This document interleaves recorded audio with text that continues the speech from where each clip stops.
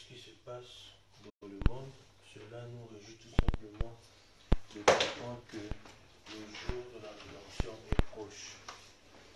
Et peu importe ce qui pourra suivre dans le monde, nous savons que Dieu veille sur nous comme on la prunelle de ses yeux. Il y aura des situations, il y aura des hauts, il y aura des bas, il y aura certaines choses, mais notre âme est déjà préservée pour l'enlèvement. Parce qu'aujourd'hui, nous ne pouvons pas croire que nous serons sauvés, mais nous croyons que nous sommes déjà sauvés. Les épreuves, les situations qui arrivent, c'est afin de nous garder toujours prêts pour l'enlèvement, parce que sinon nous allons être distraits. Sans plus tarder, je vous invite à prendre avec moi psaume. Nous allons prendre quelques chants d'adoration. Le psaume 4.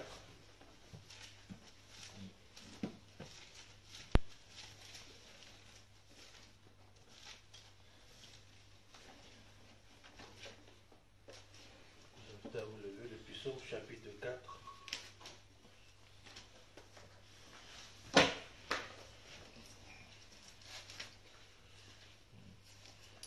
Psaume chapitre 4. Au chef de... Je vais lire à partir du verset 2. Quand je crie, réponds-moi, Dieu de ma justice. Quand je suis dans l'allégresse, sauve-moi. Aie pitié de moi, écoute ma prière. Fils des hommes, jusqu'à quand ma gloire sera-t-elle outragée? Jusqu'à quand aimerez-vous la vanité? Cherchez-vous le mensonge? Sachez que l'Éternel s'est choisi un homme pieux. L'Éternel entend quand je crie à lui. Tremblez et prêchez point. Parlez à vos cœurs sur votre couche, puis taisez-vous. Offrez des sacrifices de justice et confiez-vous à l'Éternel.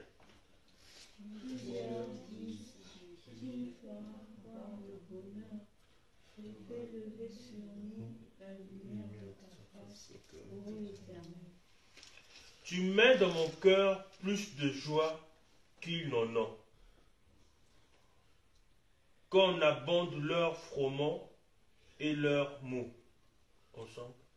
Je me couche et je m'endors en paix, car toi seul, ô Éternel, tu me donnes la sécurité dans ma demeure. Amen. Amen, amen. Pouvons-nous prendre le chant? Je sais qu'un jour mes yeux verront Jésus.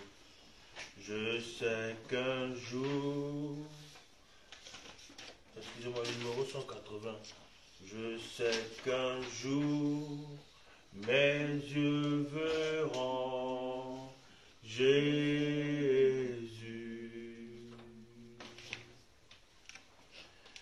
Je sais qu'un jour mes yeux verront Jésus.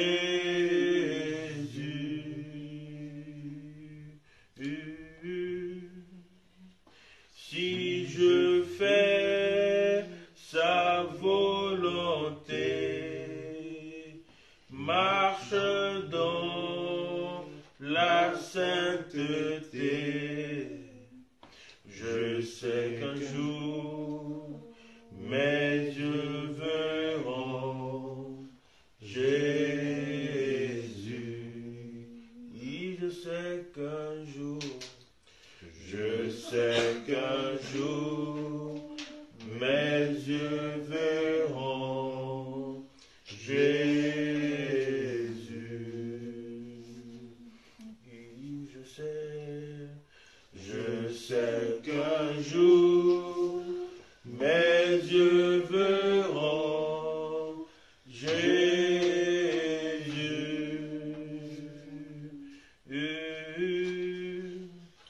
Si je marche jusqu'au bout, par la foi et malgré tout, je sais qu'un jour mes yeux verront Jésus.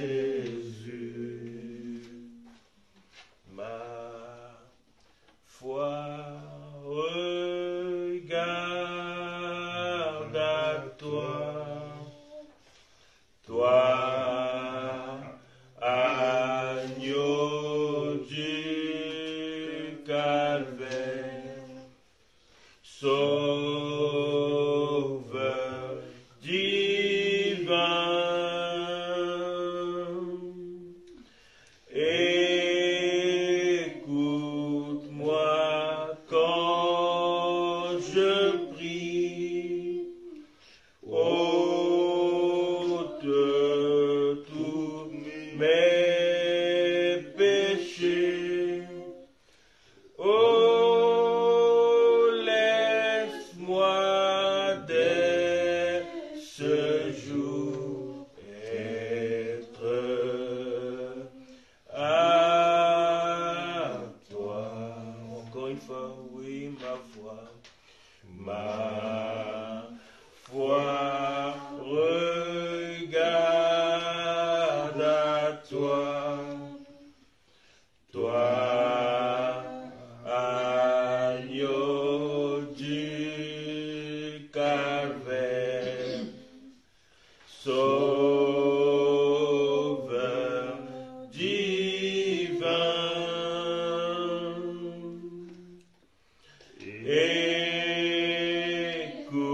Écoute-moi quand je prie, ôte tous mes péchés. Oh, laisse-moi dès ce jour être à toi.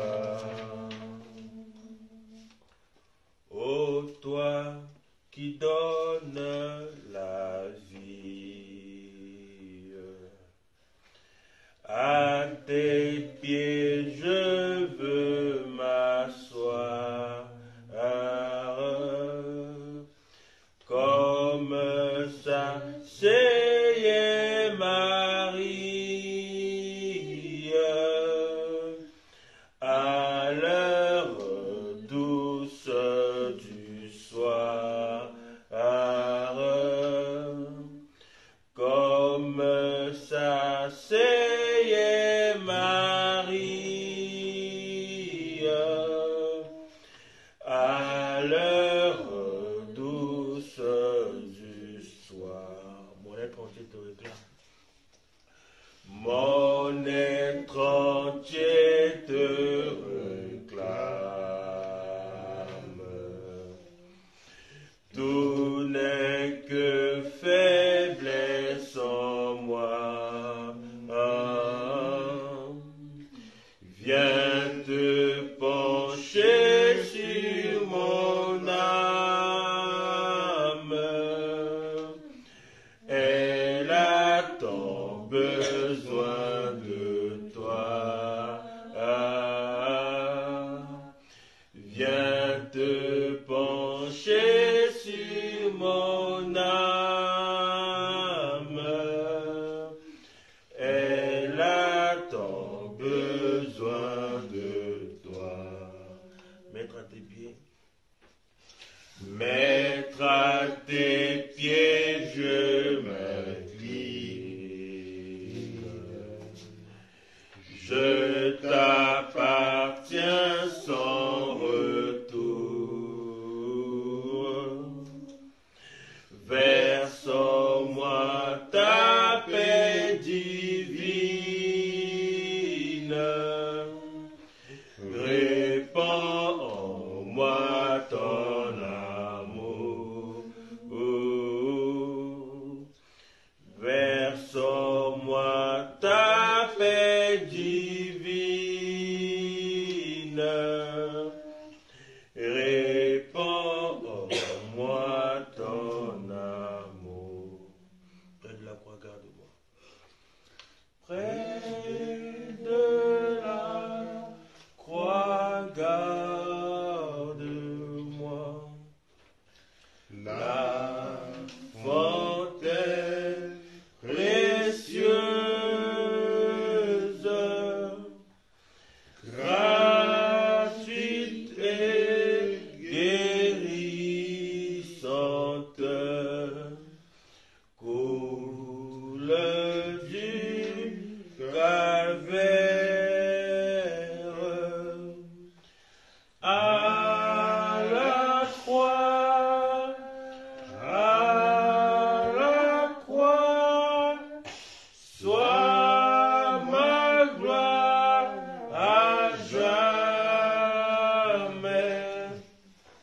jusqu'à ce que mon âme trouve pardon et repos. Prions tous ensemble, élevons la voix, remettons le service entre les mains de Dieu. Dieu notre Père, nous te bénissons, nous te louons. C'est un privilège que tu nous fais d'être encore ici ce matin. Tu as dit 2 ou 3 sont venus en mon nom, je suis au milieu d'eux. Seigneur, lorsque tu es au milieu de tes enfants, l'on voit les prodiges, l'on voit les signes qui accompagnent. L'on ne voit pas seulement les signes, mais l'on voit la gloire resplendir sur le visage de chacun.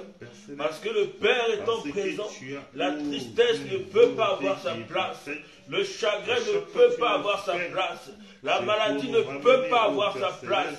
Tout ce qui est contraire à la nature de notre Père ne peut pas avoir sa place. C'est pourquoi, Seigneur, ce matin, nous voudrons encore nous recommander à toi qu'il y ait encore un nouveau remplissage du Saint-Esprit parmi nous, de savoir que nous devons être baptisés de baptême en baptême, qu'il en soit ainsi encore ce matin, car tu demeures le même hier, aujourd'hui, éternellement. Seigneur, nous remettons tout le service entre tes saintes mains. Nous croyons qu'il y a un réveil qui a commencé. C'est pourquoi, Seigneur, mets encore de la bûche dans ce feu, afin que ce feu ne puisse pas s'éteindre, mais que ce feu puisse se consumer davantage, que ce feu puisse réchauffer ceux qui sont froids spirituellement, que ce feu puisse ramener la flamme à tes enfants qui en manquent. Seigneur Dieu Tout-Puissant, toi qui as créé le ciel et la terre, nous croyons ici que tu es descendu ici maintenant. Laisse maintenant que nous puissions voir les évidences de ta présence parmi nous.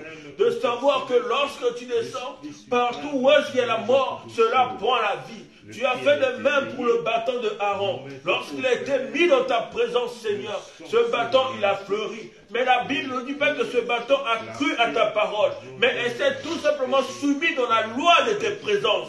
Et nous nous soumettons aussi, Seigneur Dieu puissant. Et nous croyons que, Père, étant des fils dans ta maison, ayant foi dans ta parole, nous sommes plus que ce bâton, parce que tu nous as créés à ton image.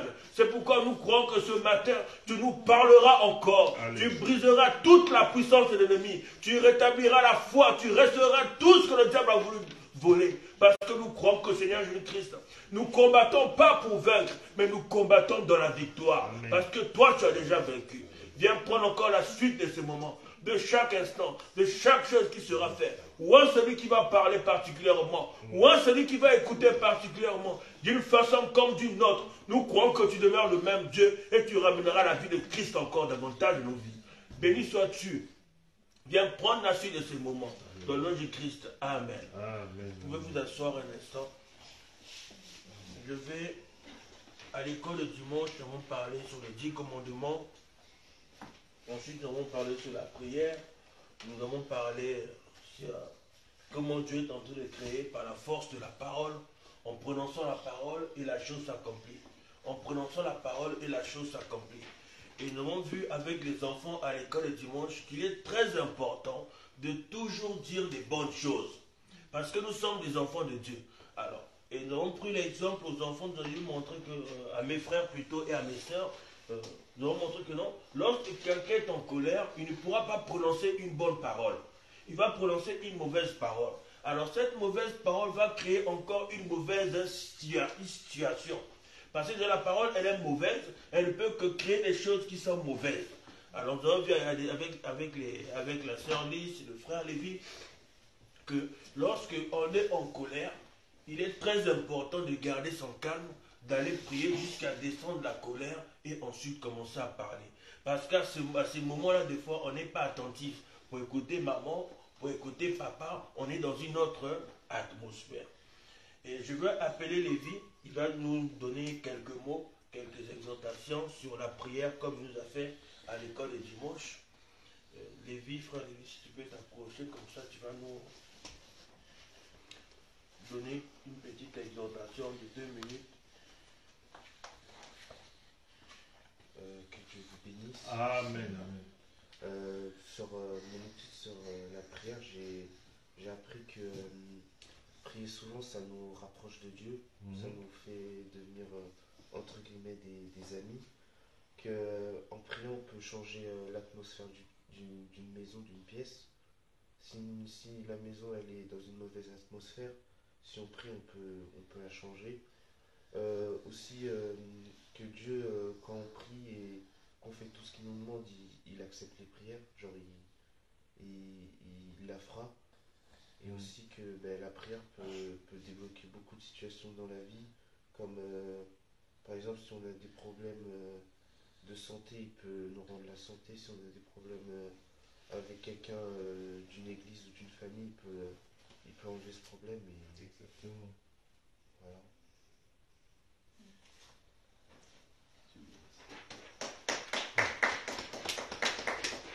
Que Dieu bénisse. Dieu bénisse les frères et sœurs. Je crois qu'il faut encourager, Amen. il faut les accompagner, il faut les pousser. Quand ils se retrouveront dehors, ce qu'ils ont dit, ils vont se rappeler, mais je parlais de la prière, lui ici il s'est énervé contre moi, qu'est-ce que je fais? Ça va créer déjà un frein, parce qu'il a voulu, je ne vais pas penser que quelqu'un va vouloir agir, mais il va dire, mais j'ai parlé de ça, qu'est-ce que je fais? Alors, quand il va se souvenir qu'il avait dit ça, au lieu d'agir sous l'effet de l'impulsion du diable, ça va créer un blocage. Comme on parle deux fois de l'informatique, des pertes de connexion en une microseconde. Par exemple, si on envoie un fichier sur un téléphone par Bluetooth, s'il y a une perte de connexion qui va durer peut-être une seconde ou bien des microsecondes, le fichier ne va pas partir. Ça va interrompre l'envoi du fichier. Et c'est la même chose avec nous. Alors, ce qui fait que lorsque nous voyons des enfants qui veulent servir Dieu, on doit les pousser, on doit davantage semer, et Dieu lui-même prendra le soin d'arroser et de faire bondir cela. Ce matin, je voulais parler sur un thème particulier, sur la foi dans l'épreuve pour une expérience conforme à la parole. La foi dans l'épreuve pour une expérience conforme à la parole. Parce que beaucoup disent qu'ils sont dans les épreuves, beaucoup disent ainsi de suite, mais nous allons voir aussi c'est quoi la foi pour l'épreuve et en réalité c'est quoi aussi l'épreuve. Parce que le prophète, nous allons voir que nous allons voir au fur et à mesure que le prophète dit qu'un fils de Dieu, lorsqu'il est dans l'épreuve, c'est une bénédiction. Parce qu'à la fin de chaque épreuve, Dieu déverse une bénédiction. Que ce soit spirituel, ou bien physique, ou bien matériel, Dieu déverse une bénédiction. C'est de ça que nous allons parler ce matin, nous allons aller au fur et à mesure, pour bien comprendre aussi que la foi que nous avons dans les épreuves, qu'est-ce que cette foi-là est censée faire vis-à-vis des différentes situations. Je vous invite à vous lever, à prendre avec moi 1 Pierre.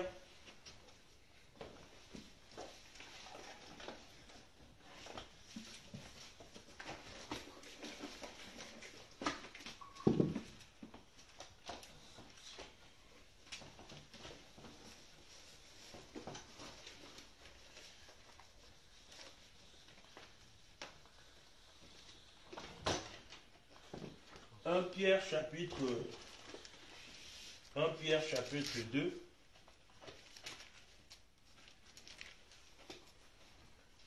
1 Pierre chapitre 2, versets 20 à 23.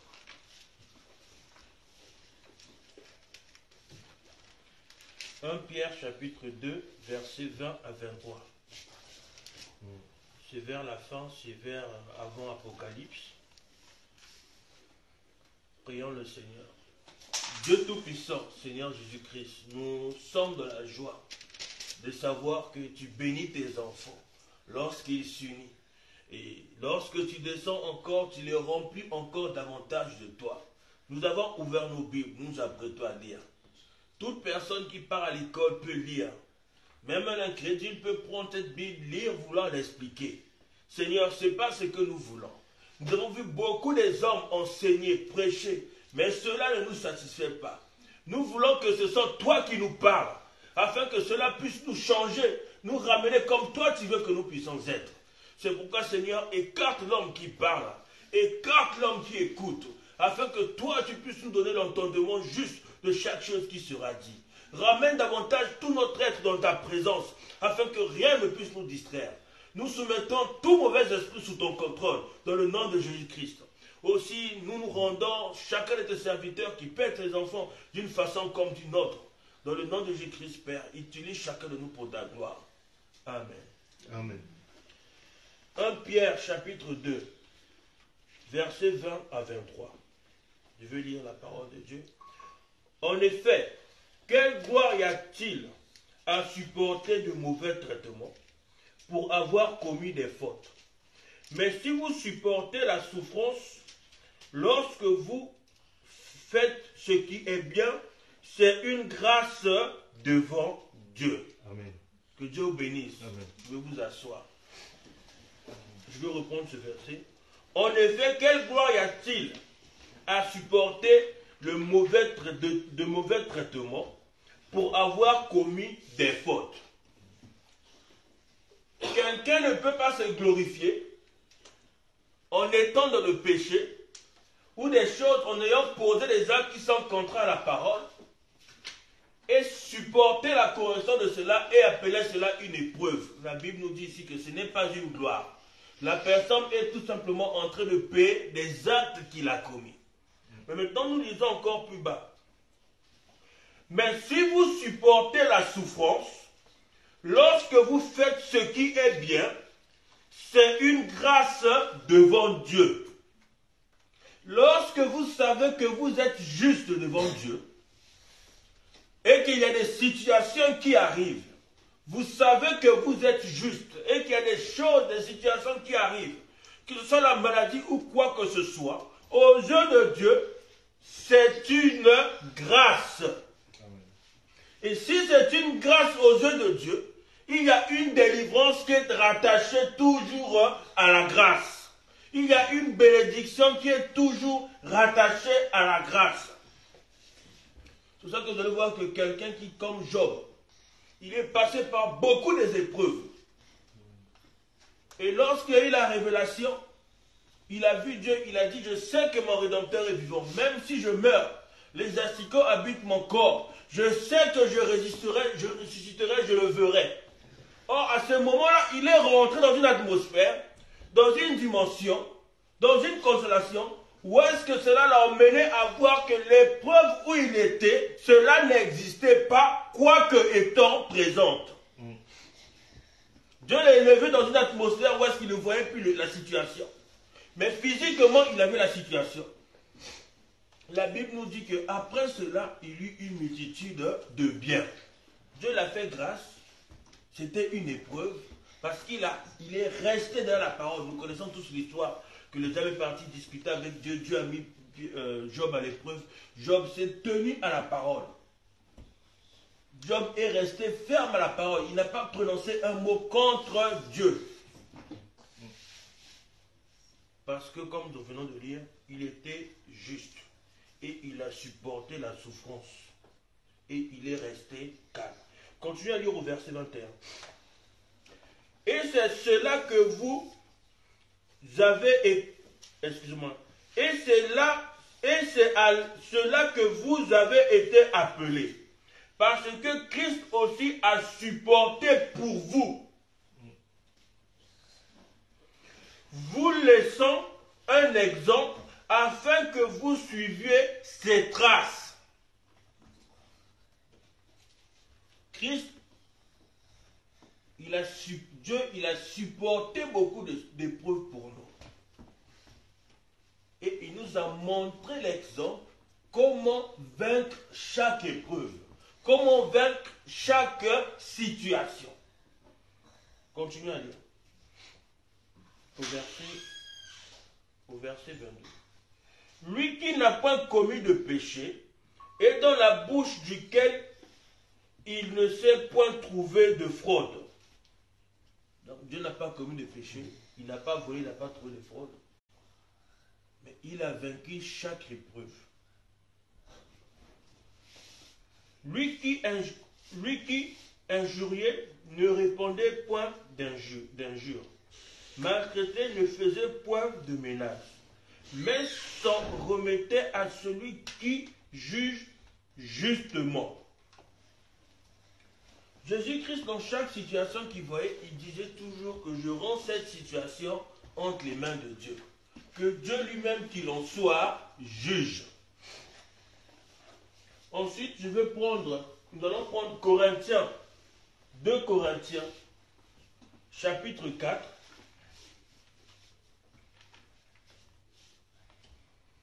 2 Corinthiens, chapitre 4.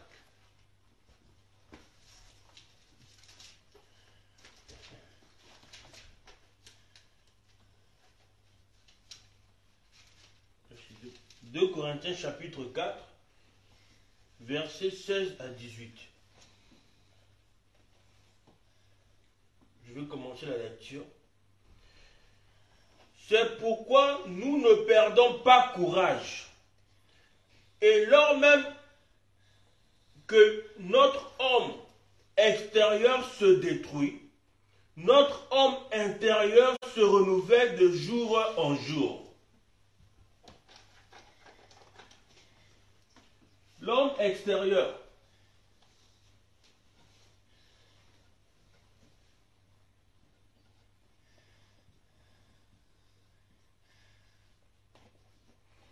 L'homme extérieur, c'est votre corps. Et l'homme intérieur, c'est votre âme.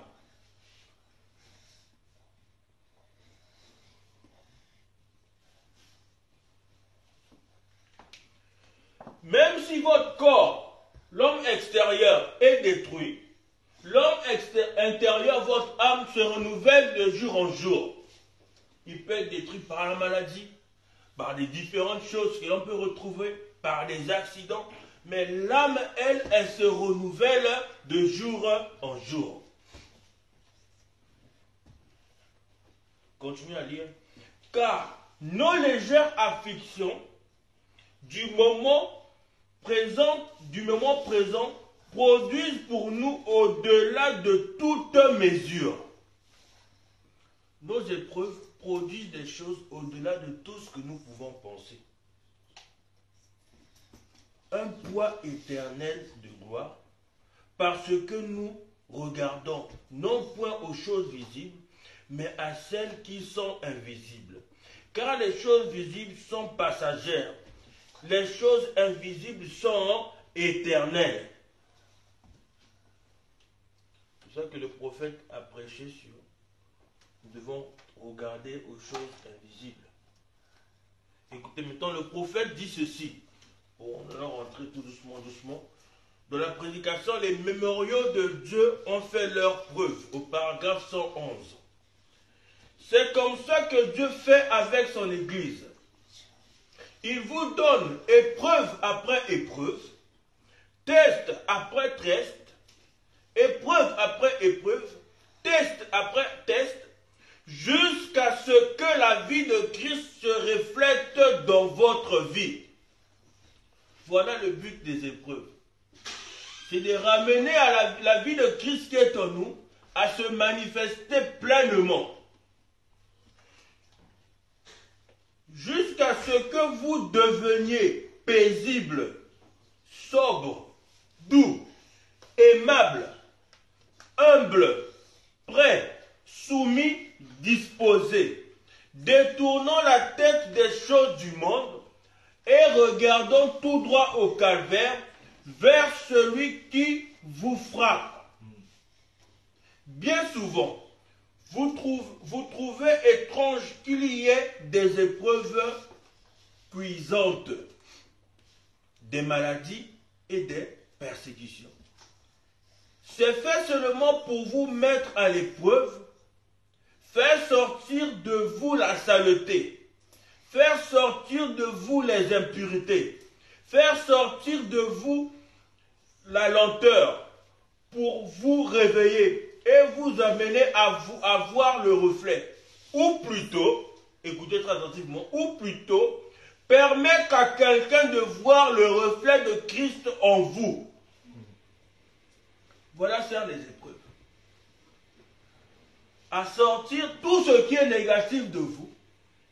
Et une fois que la chose négative est sortie, ça permet à la personne de voir Christ en vous. Parce que les disciples, avant de recevoir le Saint-Esprit, on les regardait souvent comme ça. Lorsqu'ils ont reçu le Saint-Esprit, ils sont passés par différentes situations. À ce moment-là, les gens maintenant disaient que ça, ce sont des chrétiens. Parce qu'ils agissent comme Christ. Et c'est la même chose que fait les épreuves. On enlevait tout ce qui n'est pas juste pour qu'on puisse voir ce qui est juste. Je peux prendre un exemple. Le tableau, par exemple, peut être rempli d'écrits de plusieurs couleurs, jusqu'à cacher le fond blanc. À chaque épreuve que l'on passe, épreuve positive que l'on passe, cela fait apparaître la couleur originelle du tableau. On va encore effacer plus bas. Cela fait apparaître la couleur réelle du tableau. Si nous imaginons dans la tête que tout ce tableau-là est sali par les feutres rouges, ainsi de suite, et qu'on ne voit plus la couleur blanche. Et à chaque épreuve qu'on applique la parole, la couleur originelle apparaît. Jusqu'à ce qu'on arrive à achever toutes les épreuves, alors on se rend compte maintenant que ce tableau-là, il est totalement blanc. C'est à ça que servent les épreuves. Prenons encore le prophète. Le prophète dit ceci. Dans la prédication, les mémoraux de Dieu ont fait leur preuve. Au paragraphe 138. Nul ne peut venir à moi si mon Père ne l'attire premièrement. Et tout homme qui vient à Christ est un cadeau d'amour de Dieu. Et Christ le met à l'épreuve. Dieu ne tente pas ses enfants. Il connaît le degré de votre foi. C'est pourquoi il vous donne des épreuves et des situations inférieures à votre foi. Parce qu'il n'y a aucune épreuve, aucune situation que Dieu peut vous donner qui soit au-dessus de votre foi. Lorsque Dieu il a envoyé Jonas à Ninive, il lui a dit vas-y. Il n'a pas voulu. Il a voulu partir à Tarsis, je crois. Arrivé dans le bateau, il y avait le trouble. Il savait qu'aussi longtemps qu'il n'avait pas fait la volonté de Dieu, même si on le jetait dans la mer, rien ne pouvait l'arriver. Alors il a dit, écoutez, si vous voulez le calme dans ce bateau, la Bible dit qu'ils ont tiré au sort, c'est tombé sur Jonas. Jonas a répondu, c'est vrai. Il a dit, écoutez, si vous voulez le calme dans votre voyage, qu'il n'y ait plus la tempête, prenez-moi, jetez-moi dans la mer. Et une fois que Jonas a été jeté de la mer, le poisson est venu l'engloutir. Or, qui a été l'auteur du caractère de Jonas? Mais c'est Dieu qui a donné le caractère à Jonas. Aucun de nous a choisi son caractère ici. Mais pourtant, Jonas il a été désobéissant à Dieu. Mais dans le caractère de Jonas, il y avait la volonté de Dieu afin de vaincre chaque épreuve qu'il allait retrouver dans sa vie. Dans votre caractère, Dieu a mis chaque chose qu'il faut pour vaincre chaque épreuve que vous allez rencontrer dans votre vie. Avec le degré de foi qui correspond à cela. Continuez à lire. S'il supporte l'épreuve, il le place dans le pont, le fixe solidement, lui attribue une position, il le place là, sachant qu'il tiendra bon jusqu'au bout du chemin. C'est ce que nous avons lu tout à l'heure dans le passage de la Bible. Que quand l'épreuve arrive, nous persévérons, on tient bon jusqu'au bout du chemin. Maintenant aussi, ce qui nous emmène à tenir bon là aussi, nous allons aller au fur et à mesure, vous allez voir que c'est la foi dans ce que Dieu a dit. Tous les prophètes de la Bible, ils sont passés par des situations, ils ont tenu bon, c'est à cause de la foi de ce que Dieu leur a dit. Pas de ce qu'ils ont entendu de quelqu'un, mais il est question aussi d'une expérience personnelle. Prenez avec moi Romains. Romains chapitre 5. C'est juste après le livre des Actes. Romains chapitre 5. C'est juste après le livre des Actes. Romains chapitre 5. Versets 3 à 4.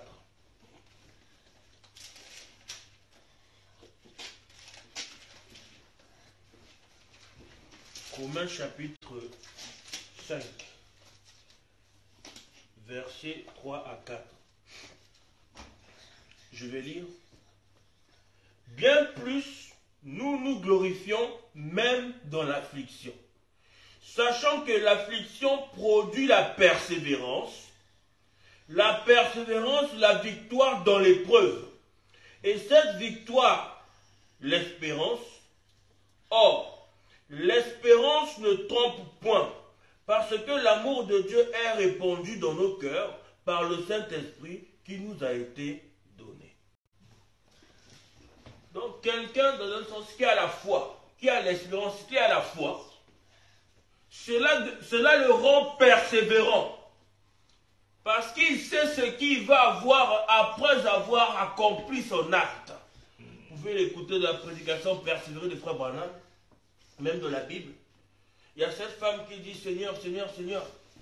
Dieu lui répond, Jésus lui répond, il n'est pas bien de donner la nourriture des enfants aux chiens. La femme répondit, mais les miettes qui tombent sous la table, les chiens les mangent. En d'autres termes, c'était pour dire, Seigneur, même la chose insignifiante, paraît-il, si tu me le donnes, cela me satisferait. Parce que lorsque les miettes tombent à table, tombent de table, celui qui mange à table, il sait que le chien qui est à table, lui s'en occupe même pas. Lui, ce qui compte pour lui, c'est la nourriture qui tombe à table, qui est sur la table. Il ne va pas chasser le chien, quitte là, arrête de manger. Non, il laissera le chien manger les miettes. Alors la dame, là, cette femme, elle a accepté cette position-là, alors cela lui a été une délivrance. Même Dieu, même, il dit dans la Bible que non, je n'ai jamais vu une telle foi. Et si vous lisez dans la Bible, depuis les premiers évangiles, Matthieu, jusqu'au acte des apôtres, vous allez voir qu'il y a une particularité. C'est que ce soit les apôtres, que ce soit Dieu lui-même, ils ont tous remarqué la même chose, c'est que ceux des nations, ils ont une plus grande foi que les Juifs. Parce que ceux qui ont reçu le Saint-Esprit, on devait les imposer les mains pour recevoir le Saint-Esprit.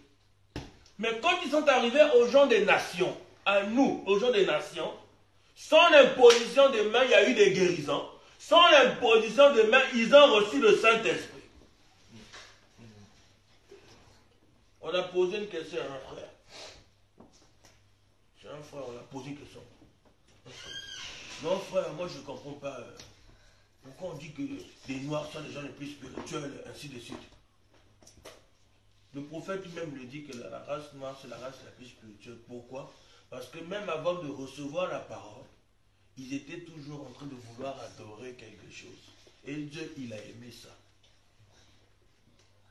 Si vous partez du côté de l'homme blanc, c'est la science, la carte vitale, toutes ces choses. C'est ça que évangéliser un blanc, il faut le surnaturel qui vous accompagne. Parce qu'il pourra vous dire que moi j'ai ma carte vitale, j'ai ma mutuelle. Quand Dieu va me faire, me guérir comment? Or, il faut qu'il arrive à une certaine situation où est-ce que la mort se fasse chère devant lui. À ce moment-là, il n'aura pas d'autre recours que de goûter à ce Dieu-là qui est en toi. Prenons encore le prophète. Le prophète dit ceci. Je vais essayer de la retrouver rapidement. Le prophète dit ceci. Dans la prédication prisonnier à 963, au paragraphe 12. Je me souviens de la fois où une femme était recouverte d'une ombre. Ça a été une grande confirmation, sœur, de ce que parfois le Saint-Esprit nous laisse continuer comme ça pour éprouver notre foi. Dieu, il a déjà débloqué la situation. Mais il sait que vous croyez que tout va bien. Mais il laisse encore ça durer un tout petit peu. Afin de voir votre foi où est-ce qu'elle va atteindre. Mais tout en sachant qu'il sait que votre foi va arriver. Parce qu'il veut que vous puissiez vous garder, il veut que vous garder humble, que vous puissiez reconnaître que c'est pour sa gloire. Avant de continuer, écoutez, prenez un peu l'exemple. Dieu dit à Moïse, je me suis souvenu de mon peuple. Je suis descendu pour les délivrer. C'est Dieu qui dit à Moïse, par les délivrer. Mais je vais endurcir le cœur de Pharaon. C'est pas normal. Comment Dieu envoie quelqu'un pour délivrer son peuple? Il dit encore cela que je vais endurcir le cœur de celui que tu dois convaincre. C'était une épreuve aussi pour Moïse. Comment Dieu m'envoie, au lieu de faciliter les choses, il dit qu'il va encore compliquer les choses. Mais il dit à Moïse, tout ce que tu diras, je le ferai. Or, Moïse devait avoir foi dans ce que Dieu a dit pour que tout ce qu'il dira puisse s'accomplir. Or, s'il n'avait pas foi dans ce que Dieu avait dit de lui, Israël ne pourrait pas sortir parce qu'il veut dire que Moïse était libérateur. Vous comprenez que lorsque nous lisons la Bible, nous devons nous identifier à un personnage, à Christ.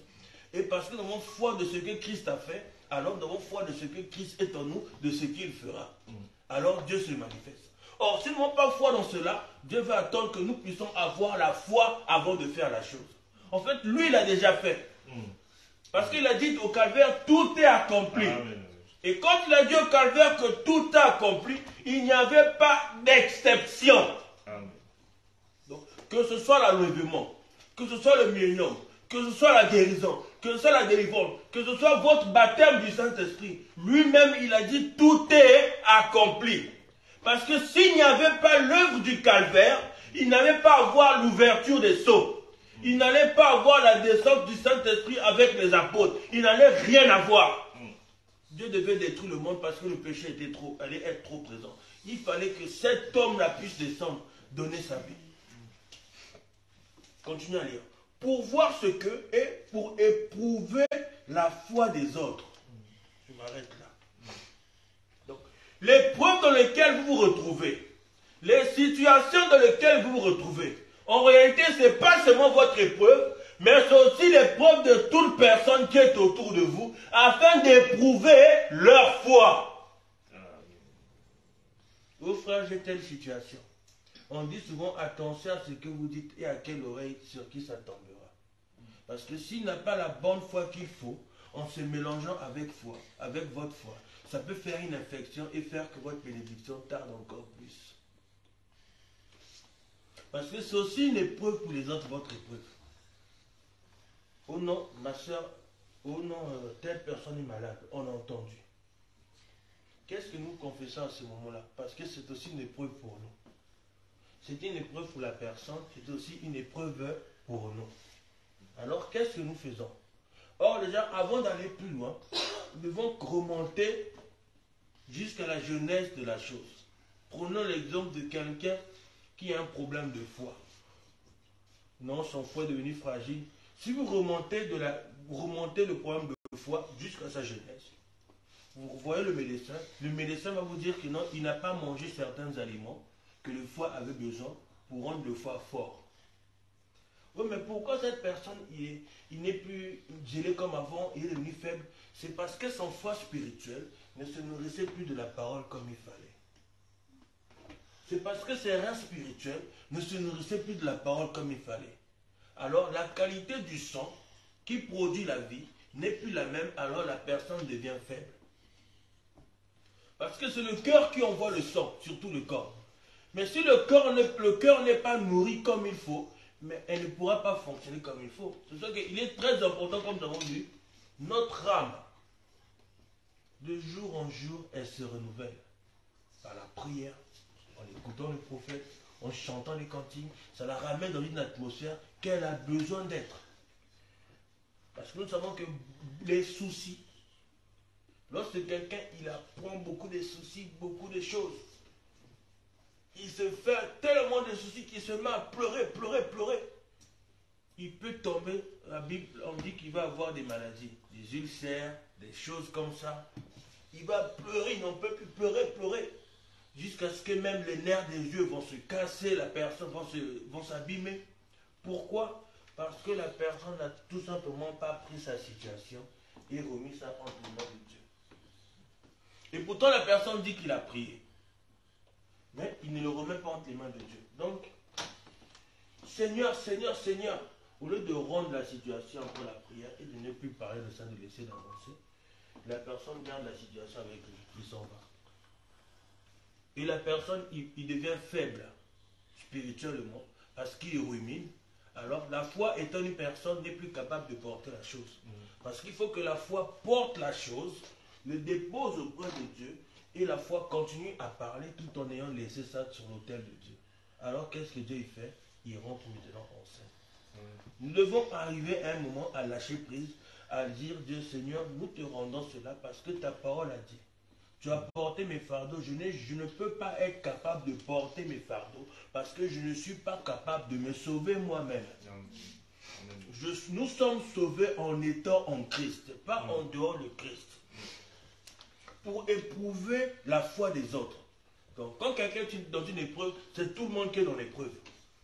Lorsqu'on regarde quelque chose qui est là devant nos yeux, qu'on voit quelque chose et qu'on le dit, les autres qui regardent ne le voient pas. Ils disent que la chose n'est pas là, mais elle est bien là. Prenons Abraham. Dieu dit à Abraham que tu auras un fils. Ici, nous venons de lire. Que lui disait que la chose est là. Mais les gens voient que c'est Abraham dit que non, j'ai déjà eu Isaac. Pour lui, il était dans l'épreuve, lui, que la situation est déjà résolue. Donc, il confessait que la chose était déjà accomplie. Mais pour les autres aussi, c'était aussi une épreuve pour croire comme Abraham. Oh non, Abraham, tu es devenu fou. Comment ça, tu vas avoir un enfant? Oh non, l'enfant est là, mais non, on ne le voit pas. Mais pour Abraham, la chose était déjà là. Jusqu'à ce que la chose a eu son accomplissement. Voilà l'attitude que nous devons avoir, nous les chrétiens. C'est pourquoi lorsqu'on parle de la foi, on regarde Abraham. Parce que la première personne dans l'histoire du monde, dans la Bible, d'après ma petite connaissance, à avoir cette expérience, c'était Abraham. Il y a eu personne. C'est d'abord Abraham qui a eu. Après, il y a eu Isaac, ainsi de suite les autres. Mais la première personne, c'était Abraham. La Bible ne nous dit pas que Noé il a eu des difficultés, certains sont ou bien Adam a eu des difficultés. Non, la Bible dit que c'était Abraham d'abord au commencement. Le prophète dit ceci.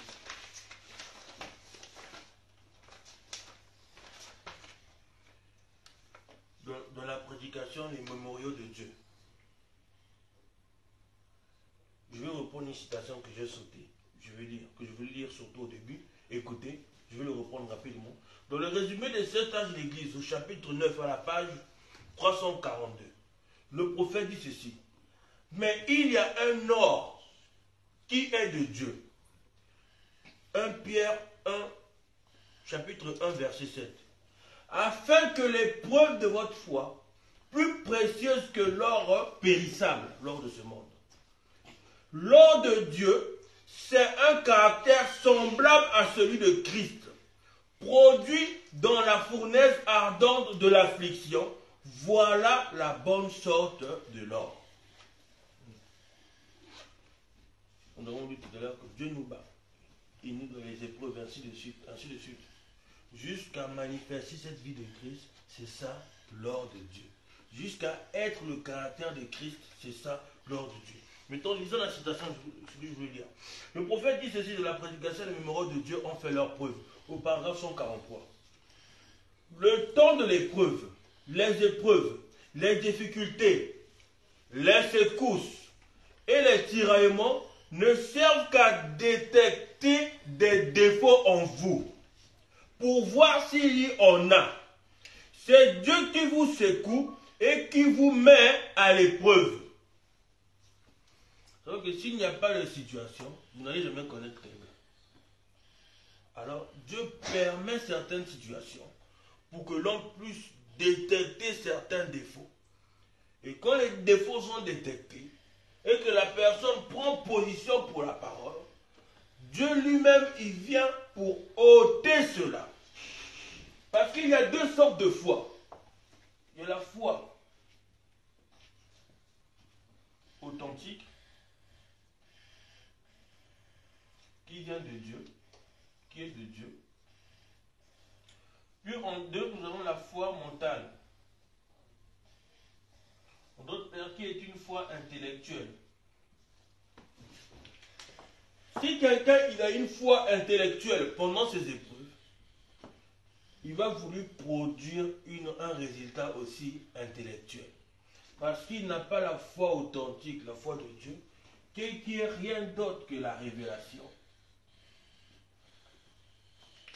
Prenons un exemple de celui, la foi mentale. Abraham avait la foi qu'il devait avoir un fils. Mais Sarah ne croyait pas comme Abraham. Sarah a dit comment je serai vieille. Alors, elle a interprété la parole de Dieu à sa façon, à cause de sa foi mentale. Elle a dit, vas-y avec ma servante, c'est avec elle que tu auras un fils. C'était une foi mentale. Et celui-ci alla avec sa servante et eut un fils donnant le nom de Ismaël. C'était le produit d'une foi mentale à cause de l'incrédulité de Sarah face à la promesse. En fin de compte, quelqu'un qui a une foi mentale, il est toujours incrédule à la promesse parce qu'il ne produira pas le caractère conformément à la parole de Dieu. Or, quelqu'un qui a la foi authentique de Dieu, la révélation, parce que Dieu lui a déjà révélé que tout va bien, alors cela va influencer son caractère à agir conformément à la parole de Dieu qui est déjà accomplie, mais qui ne s'est pas encore manifestée dans le temps. Amen. Parce qu'il y a une différence entre révélation et manifestation. Toute la parole de Dieu est révélée, mais tout ne s'est pas encore manifesté. Tout ne s'est pas encore accompli. Si l'on parle de manifestation, c'est qu'il y a eu un accomplissement. Le prophète dit encore ceci dans la prédication des Hébreux, chapitre 6, 3, au paragraphe 556. Quand Christ, le Fils de Dieu, a été mis à l'épreuve, ça a montré ce qu'il était. Certainement, quand vous serez mis à l'épreuve, ça démontrera ce que vous êtes. Votre vie reflète toujours ce qui est à l'intérieur de vous. Vous voyez que quand on dit maintenant que non, Dieu connaît seulement le cœur, mais les actes que nous posons, les actes que nous posons viennent du fait que, à cause du désir qu'il y a dans le cœur. Tout ça parce que si Dieu regarde seulement le cœur et que l'on pose un acte qui n'est pas de notre cœur, alors parce que cet acte n'est pas de notre cœur, nous allons automatiquement, rapidement nous repentir. Parce que cela ne vient pas de nous. Et vous allez voir que si quelque chose vient de lui, c'est toujours dur de se repentir. C'est difficile. Il faut vraiment la grâce de Dieu. Le prophète dit ceci dans la prédication, les 7 âges, résumé des 7 âges de l'Église. Résumé des 7 âges de l'Église. Chapitre 9, à la page 351. Pour voir combien c'est vrai, il nous suffit de jeter un coup d'œil au passage de l'Écriture qui nous montre comment le Seigneur Jésus a vaincu. Dans Matthieu 24, où Jésus est tenté par le diable. Le diable il tente, Dieu il teste et met à l'épreuve. Où Jésus est tenté par le diable. Il a vaincu les tentations personnelles de Satan par la parole. Et seulement par la parole. Dans chacune des 3 principales épreuves qui correspondaient exactement à la tentation du jardin d'Éden. Je crois que nous comprenons tous. La tentation du jardin d'Éden. Le prophète ici 3 points. Le premier point, il dit la convoitise de la chair.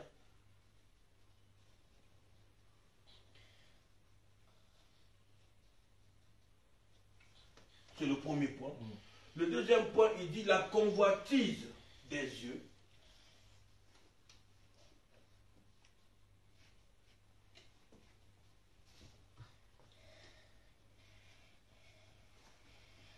Puis, l'orgueil de la vie.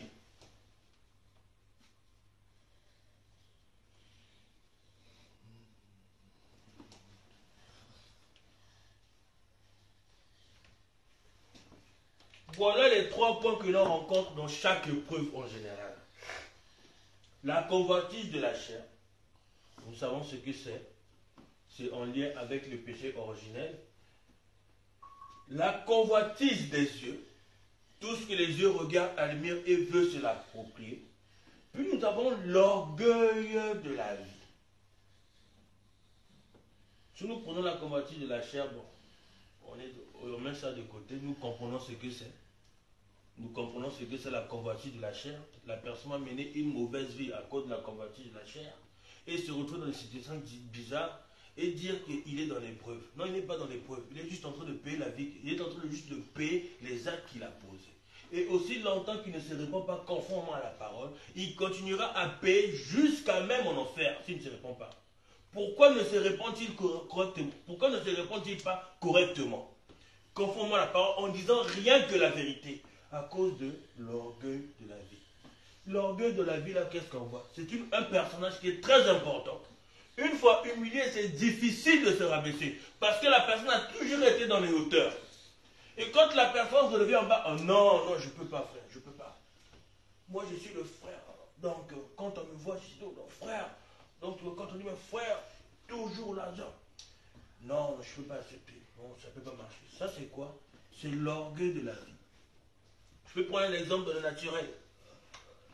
Il y a par exemple des footballeurs, des gens, des stars, ainsi de suite. Ils ont vécu dans un confort très luxueux. Une fois qu'ils finissent leur carrière, ayant déjà ce mode de vie-là, vu qu'ils n'ont plus les mêmes revenus, ça leur met en défaillance. Je vois que si tout le monde comprend. Quelqu'un qui dépensait par exemple 6 000 euros chaque mois, parce qu'il avait un salaire de 10 000 euros, il lui restait 4 000 euros. Mais il n'a plus ce salaire-là, mais il a maintenant un salaire de 3 000 euros, mais il doit toujours dépenser 6 000 euros chaque mois, seulement en défaillance.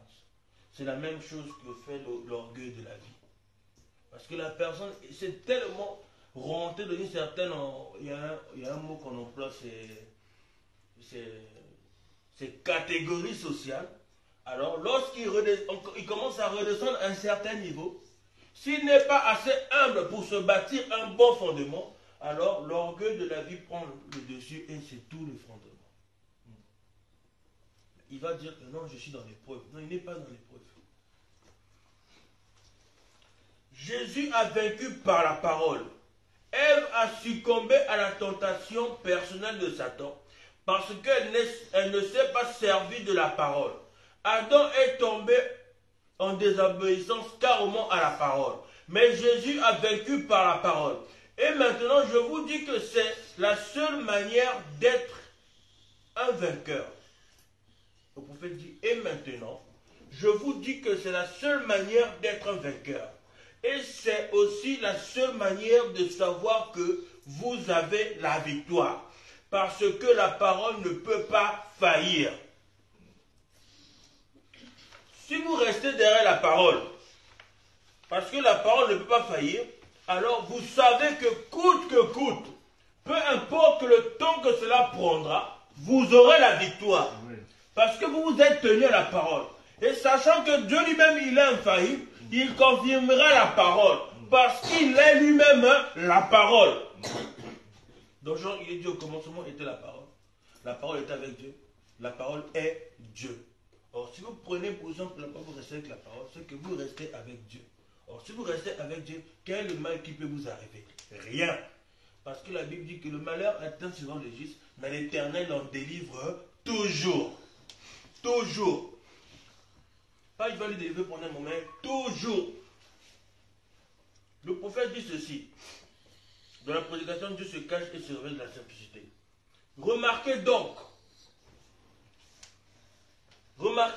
c'est tellement simple que pour eux ça manquait le but. Mais c'était en plein dans le mille pour Dieu. Vous voyez, c'était en plein la parole. Il est venu très précisément de la façon dont il avait dit. Mais il l'interprétait parce qu'il en avait été fausse. L'interprétation qu'il en avait été fausse. La Bible avait dit qu'une vierge concevra. Isaïe a dit une vierge concevra. C'est une parole qui a été donnée. Et cette parole qui a été prononcée a mis tout le peuple d'Israël dans l'épreuve. Parce que chaque parole de Dieu qui est prononcée dans la Bible, c'est une épreuve pour tout un chacun. Et celui qui réussit l'épreuve, c'est celui qui a eu foi dans ce que la parole de Dieu a dit. Alors, chacun commença à donner son interprétation. Non, le Messie, quand il viendra, il sera comme ça. Il naîtra peut-être dans la famille de sacrificateur. Il fera comme ça, comme ça. Chacun donnait son interprétation. Mais cela était fausse. Continuez à lire le prophète. L'interprétation du libérateur à l'époque de Moïse était fausse. L'interprétation à l'époque de Noé était fausse, vous voyez? Mais Dieu vient conformément à sa parole. Et quand ils ont entendu parler qu'un libérateur viendra libérer le peuple d'Israël, ils s'attendaient de voir certainement quelqu'un avec des muscles qui allait prendre taper tous les soldats. Mais ce n'était pas cela. Dieu agit toujours avec son peuple, dans son peuple, en manifestant le surnaturel. Voilà comment Dieu agit. En manifestant le surnaturel. Et quand le surnaturel se manifeste, c'est parce qu'il y a eu des gens qui ont eu la foi dans ce que Dieu avait dit. C'est pour ça que Josué pouvait dire, même s'ils sont grands comme il veut ces Cananéens, mais nous savons que nous sommes plus que capables parce que Dieu nous a donné le pays. La Bible dit, faites le premier pas, je ferai le second. Mais Josué, en croyant ainsi, il a fait le premier pas.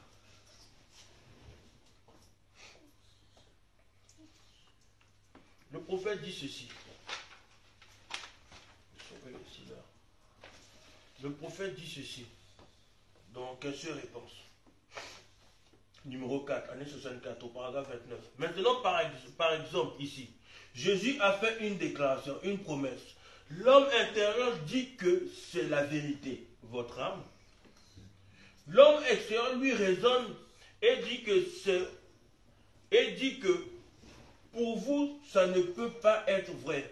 Alors, ne prêtez aucune attention à l'homme extérieur et acceptez l'homme intérieur.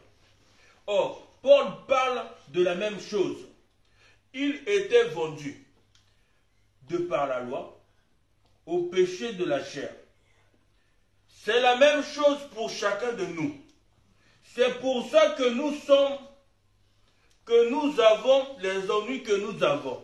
Comme d'être marié 4-5 fois, et ceci et cela, et toutes sortes de péchés. Des adultères et tout ce qu'il y a d'autre dans la vie, dans nos vies. C'est à cause de ces choses. Nous sommes charnels, et cette partie-là doit périr. Par contre, à l'intérieur, notre âme, nous sommes un homme esprit, l'âme qui est à l'intérieur. Et c'est là la foi dans la parole de Dieu. Donc l'âme qui est à l'intérieur, c'est là la foi de la parole de Dieu. Parce que l'âme n'a qu'un seul sens, ou c'est la foi, ou bien c'est le doute. Et lorsque une personne, cette âme, il n'y a qu'un seul sens qui est la foi, alors c'est elle qui a la foi de la parole de Dieu et ramène l'homme extérieur à se soumettre et le miracle s'accomplit. Sinon, quand on dit que 2 ou 3 sont réunis en mon nom, je suis au milieu de deux. 2 ou 3 sont d'accord. Il faut que les deux là soient en harmonie avec la parole et le miracle s'accomplit. Parce que si lui il croit, mais lui il pose des actes contraires à la parole, cela bloque la bénédiction. Parce que lui il confesse l'âme que tout va bien, mais il faut aussi que le corps puisse confesser aussi que tout va bien. C'est pour ça que les épreuves, les situations que nous passons, nous devons être dans la joie de cela, parce que Dieu il a déjà tout accompli. Je vais continuer à lire. C'est là la foi dans la parole de Dieu. Alors, nous soumettons notre corps extérieur à la parole par la foi en acceptant ce que Dieu a dit. C'est ce que Marie a fait. Elle dit, Seigneur, qu'il me soit fait selon ta parole. Seigneur, j'ai telle situation, je le rends entre tes mains. Qu'il me soit fait selon ta volonté. Alors le Saint-Esprit descend, se manifeste. Mais la volonté de Dieu là aussi est quand même des fois compliquée. Des fois ça semble un peu, on va dire, Dieu va faire ça vraiment. Aussi longtemps que nous projetons des bonnes choses dans notre pensée, Dieu prend cela, ramène cela à sa manifestation. C'est pour ça que la Bible dit que nous devons penser juste, parler juste et agir juste. Celui qui pense juste, automatiquement, il agira juste. Celui qui ne pense pas juste, il agira conformément à sa pensée. Parce que les actes que l'on pose, sont le reflet de ce qui est caché dans le cœur. Parce que nous ne pouvons pas discerner les pensées qu'il y a dans le cœur des gens, mais nous pouvons voir les actes qui sont posés. En réalité, les actes qui sont posés, cela révèle le secret qu'il y a dans le cœur de la personne. Parce que quelqu'un peut vous dire que, ouais, tu peux m'avoir 50 euros, 10 euros et tout. La personne va te dire, oui, ouais, je vais te donner, je fais juste un retrait. Puis la personne part, tu l'appelles, il ne répond plus. C'est passé dans son cœur, il n'avait pas envie de te donner ça depuis longtemps. En fait, il y a des choses qui sont tellement simples que des fois, on ne doit pas se prendre la tête. Si vous connaissez le caractère de quelqu'un, certaines choses qui frustrent, aussi longtemps que vous êtes bien, vous êtes tranquille, faites tout votre nécessaire pour garder cette paix-là. Parce que Abraham, Dieu lui avait dit que tu vas recevoir un fils. Lorsque les bergers d'Abraham et de Lot commençaient à se discuter, Abraham n'est pas venu dire au Lot, regarde tes bergers, ils sont en train de déranger mes bergers. Il faut mettre un peu de l'ordre. Moi, je suis ton oncle, mets de l'ordre, arrange. C'est quoi? J'étais prêt. Abraham n'a pas fait ça parce qu'il savait qu'il y avait quelque chose de plus important que cette discussion-là. Il a dit à Lot, moi je veux le calme. Si tu pars à gauche, moi je pars à droite. Si tu pars au nord, moi je pars au sud. Ça fait que les chemins ne se croisent pas, qu'il n'y ait pas encore des tensions. Il lui a même dit, vas-y, choisis là où tu veux partir en premier. Moi je choisirai en deuxième. C'est parce qu'il savait que là où Dieu lui avait dit qu'il aura un fils. Donc peu importe là où Abraham devait partir, Dieu allait le bénir là-bas. Il a dit, je n'ai pas envie de discuter avec toi. Les bergers, arrêtez de vous discuter. Laissez ça. L'autre, prends ton troupeau, tes bergers, entendons-nous bien, parlons-nous bien, fais ta route, moi je fais ma route. Mais regarde l'attitude d'Abraham. Il est resté dans son coin, toujours à prier en faveur de son frère, parce qu'il savait que son frère était dans l'erreur.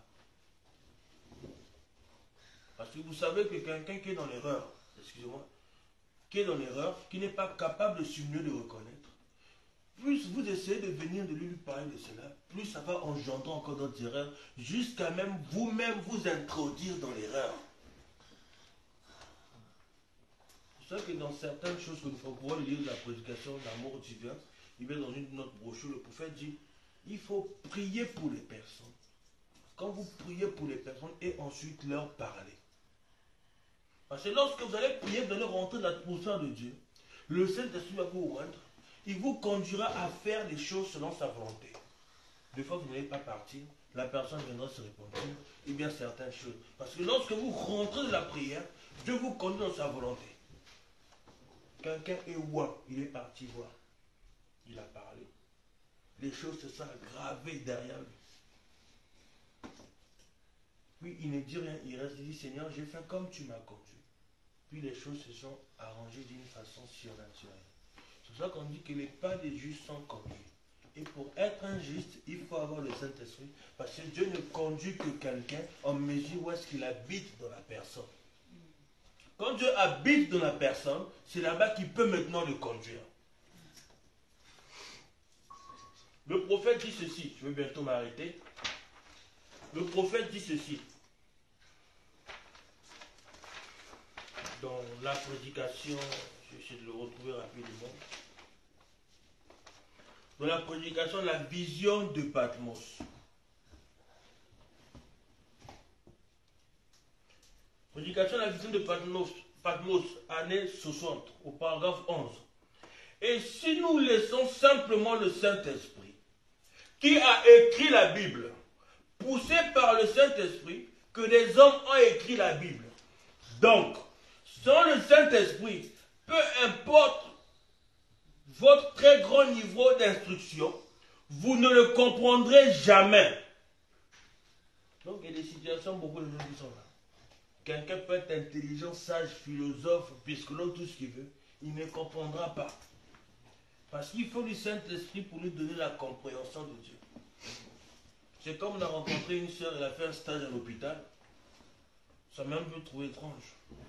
Il y avait un psychologue qui était malade. Il demandait à voir un psychologue. Comme un psychologue qui est malade, il demande à voir un psychologue. alors que durant des années, il a donné des conseils aux malades qui venaient le voir. Pourquoi lui-même, il n'applique pas ces conseils-là? Sans pourtant appeler un autre psychologue. C'est pour dire que dans ce qu'il faisait, il ne croyait pas dans ce qu'il disait, sinon lui-même, il l'aurait fait pendant l'épreuve. C'est pour ça qu'en réalité, il est très important de savoir que le frère là qui prêche, le frère là qui conduit, quelle est la vie qu'il mène, les épreuves qu'il passe, est-ce qu'il est sûrement conformément à la parole? Parce que si une personne est un ministre, est un prédicateur, Dieu le voit en Europe, Dieu fera tout pour lui donner tout ce qu'il faut pour vivre correctement. Il ne fera pas des choses floues, des choses comme ça, ainsi de suite. Non. Parce que Dieu doit conserver le témoignage correct. Que ce soit les frères, les prédicateurs, tout, Dieu fera tout pour conserver un bon témoignage. Parce que déjà, quelqu'un qui part faire, par exemple, une demande d'asile, ou bien certaines choses, il est en train de mentir. Parce que ce n'est pas le cas pour lui. Et on va rester tranquille, on va dire, arriver à... vous devez comprendre une chose, c'est que quand on est un croyant, on va poser des actes. Puis quand on prend le baptême d'eau, le prophète dit, la parole enseigne que Dieu efface tout cela. Il met une nouvelle bande d'enregistrement. Parce que tout ce qui était parti là, il a mis dans la mer de lui. C'est pour ça que vous allez voir que quelqu'un qui vient à l'église, qui a déjà écouté le message, et quelqu'un qui n'a pas encore écouté le message, c'est deux vases différents. L'un, il sera plus facilement maniable, parce qu'il a soif. Mais l'autre, il faudra d'abord lui enlever des choses qu'il a reçues qui ne sont pas justes. Parce que des fois, ça peut créer une confrontation. Mais vous allez voir qu'il y a aussi la grâce de Dieu. Parce qu'on ne peut pas exclure aussi la grâce de Dieu. Lorsque Dieu fait grâce à quelqu'un, et que dans son cœur, il veut vraiment avancer avec Dieu, Dieu prend ce cœur-là, lui remplit du Saint-Esprit. À ce moment-là, qu'est-ce qui se passe? Chaque erreur passée se détache. À chaque fois qu'il avance, il y a des choses qui se détachent. Oh non mais, même au travail, le temps a changé. Hein. Avant, on pouvait discuter avec toi, parler de certaines choses, rigoler. Mais aujourd'hui, franchement, tu es devenu bizarre. C'est le mot qu'ils emploient. Oh, tu es devenu bizarre. Oh, on ne peut même plus parler avec toi comme ça, rigoler, plaisanter de certains. Tu es devenu bizarre. Le fait qu'ils disent que vous êtes devenu bizarre, étrange, c'est la preuve que l'œuvre du Saint-Esprit a commencé en vous. En effet, même, peu importe votre très grand niveau d'instruction, vous ne le comprendrez jamais. En effet, même Jésus a loué Dieu de ce qu'il avait caché cela aux sages et aux intelligents, et de ce qu'il révélait cela aux enfants, qui seraient disposés à apprendre. Aux enfants qui seraient disposés, il révèle cela aux enfants qui seraient disposés à apprendre. Et ils le comprennent intellectuellement. Mais la révélation va au-delà de la compréhension. Tous les disciples étaient plus ou moins illettrés, des gens sans instruction, à l'exception d'un seul, Paul. Et Paul a dit qu'il a dû renoncer à tout ce qu'il savait pour trouver Christ.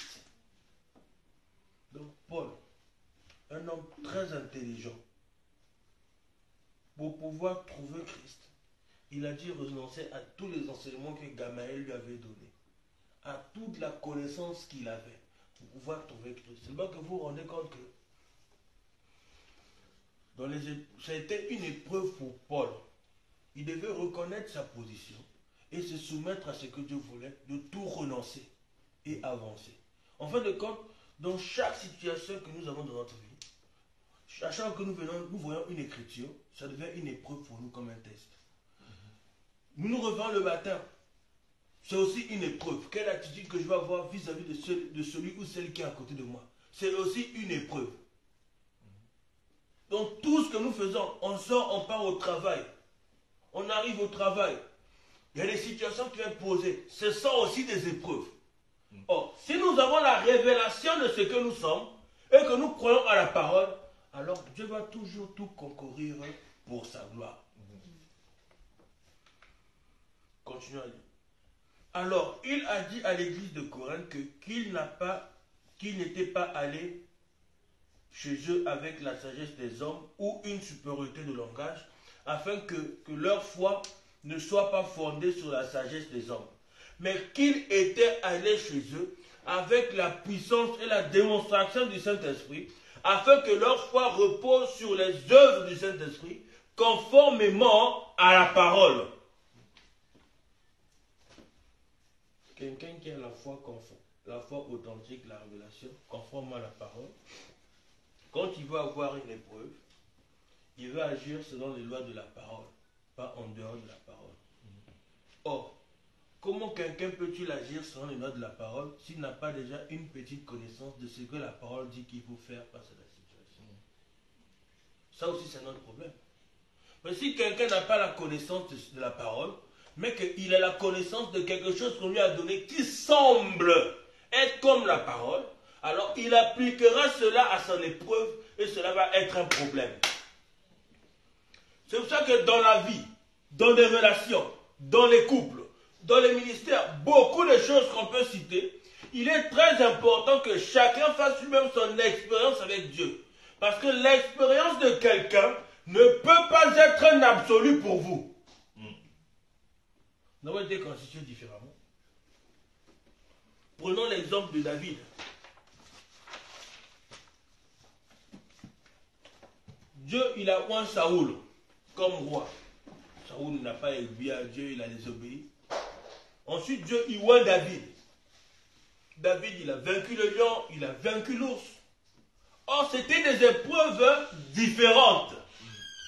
Mais la particularité qu'il peut avoir, qui devient un absolu pour tous, c'est qu'il avait foi dans la parole de Dieu, qui disait qu'il allait devenir roi d'Israël.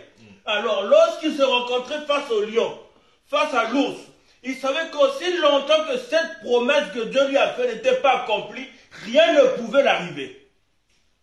Il s'est retrouvé face à Goliath. Il a vaincu Goliath parce qu'il savait qu'il lui avait été dit qu'il était roi pour être roi d'Israël. Alors même face à Goliath, il ne pouvait pas mourir. Mais vous allez voir que Saoul, lui, vient avec son armure, il donne à David. Vas-y, tiens, protège-toi. Cette armure a vaincu beaucoup de soldats, elle a fait beaucoup de guerres, elle a un peu de rouille, mais c'est le sang, c'est rien, ça te donnera plus de confiance, ça va bien te protéger. David n'a pas pris l'expérience de Saoul pour avoir la victoire, mais il a pris la chose essentielle qu'il a utilisée dans toutes ses expériences, c'est d'avoir foi dans ce que la parole de Dieu dit. C'est pour ça que vous pouvez dire, quel est cet incirconcis qui ose insulter l'armée de l'Éternel?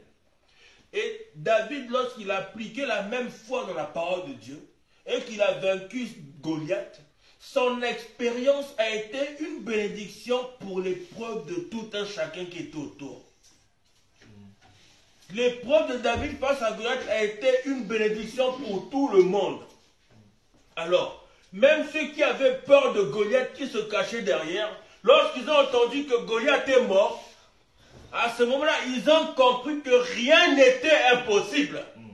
La Bible nous dit que même le plus faible, le plus petit, il est sorti de sa cachette pour aller tuer un Philistin.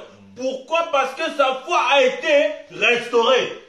Sa foi a été régénérée. C'est pour ça que nous sommes tout enflammés de Dieu. Mais il nous faut davantage des épreuves, des expériences. Qu'est-ce que les expériences cela fait? On prend une bûche, on met dans le feu. Cela rallume encore le feu. On rajoute encore une bûche. Et vous allez voir qu'il y a une technique que ceux qui dorment, qui font des campings, ils disent que non.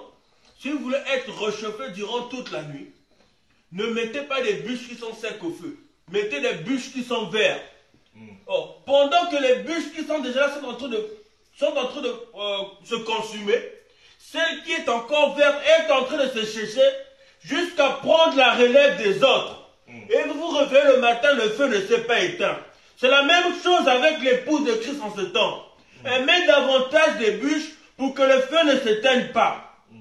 Même si une bûche elle devient de la cendre, il y a une autre qui a déjà pris la relève. Nous devons tous nous souvenir, Seigneur, j'ai une foi dans ta parole pour ce jour-là.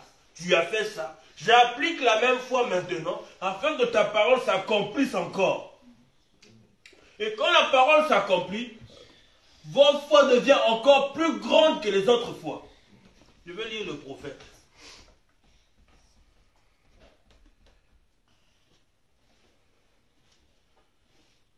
Écoutez, dans la prédication de la foi parfaite, le prophète dit ceci, au paragraphe 68. Alors, la seule chose que vous devez faire, la seule chose que vous devez faire, que nous devons faire, écoutez, c'est d'avoir foi en ce que vous êtes. Je suis un fils de Dieu, oui. Nous sommes des fils de Dieu, oui. Nous avons tous les privilèges en tant que fils de Dieu, oui. Maintenant, il y a une situation. Prononçons la parole. Prions en mettant entre les mains de Dieu. Parce que nous avons la foi dans ce que nous sommes, que la parole de Dieu a dit de ce que nous sommes. Ayez foi dans ce que la parole de Dieu dit que vous êtes. Jésus avait foi dans la parole de Dieu qui disait ce qu'il était. Si Jésus ne croyait pas que c'était lui qui devait venir, qui était l'agneau, il n'allait pas faire ça. Et que vous allez voir qu'en réalité, la foi, on dit que la foi et l'amour sont parents. On va dire ici, l'amour. Mais en réalité, quand quelqu'un il a la foi, c'est parce qu'il a aussi l'amour.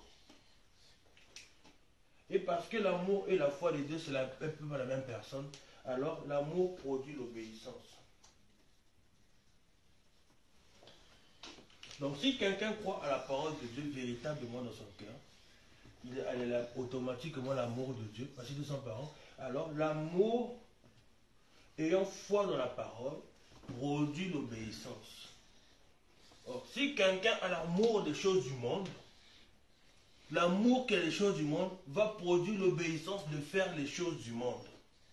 Parce que l'amour produit l'obéissance. C'est comme dans les couples, c'est comme dans les relations entre frères et sœurs. L'amour emmène l'obéissance. Mais maintenant, l'amour, cet amour-là emmène l'obéissance à quoi? Parce que l'amour qui est là, elle aime quoi pour obéir à quoi? Or, si c'est l'amour de la parole, elle obéira à la parole parce qu'elle a foi en la parole du résultat qu'elle va accomplir pour satisfaire cet amour. Et cet amour, c'est ce que nous sommes. Parce que Dieu aussi, il est amour. C'est que nous aussi, nous sommes cette partie de Dieu. Le prophète dit ceci.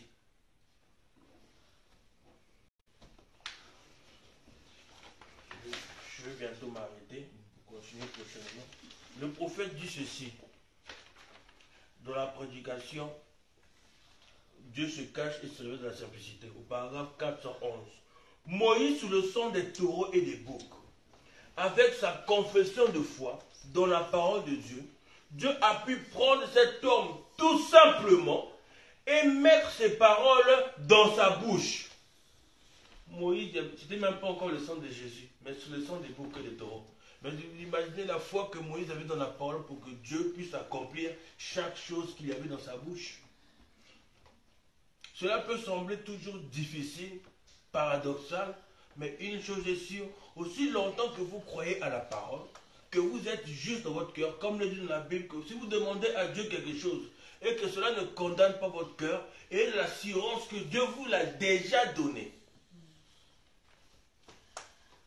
Je vais lire cette citation ensuite. Nous allons continuer prochainement. Je vais lire juste deux citations, après nous allons continuer prochainement. Le prophète dit ceci.